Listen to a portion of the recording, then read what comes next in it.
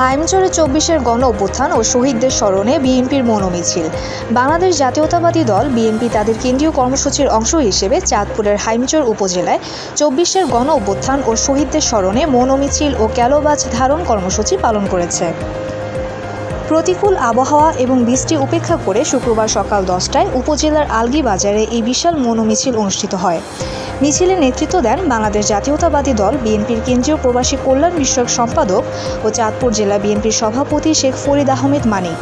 হাইমচর উপজেলা বিএনপির সভাপতি আমিনুল্লাহ ব্যাপারীর সভাপতিত্বে এবং সাধারণ সম্পাদক মাজহারুল ইসলাম শফিক পাটোয়ারির পরিচালনায় এই কর্মসূচিতে উপজেলা ও ইউনিয়নের বিএনপি, যুবদল, স্বেচ্ছাসেবক দল, ছাত্রদল সহ অঙ্গ সহযোগী সংগঠনের বিপুল সংখ্যক নেতাকর্মী উপস্থিত ছিলেন। শহীদদের স্মরণে এই মৌন মিছিল এলাকার রাজনৈতিক অঙ্গনে বেশ সাড়া ফেলেছে।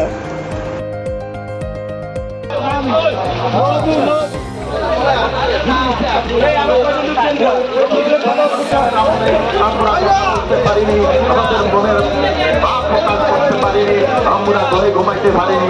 আজকে বন্ধুরা আমার, আজকে সেই ছাত্র জনতা নেতৃত্ব দিতেন।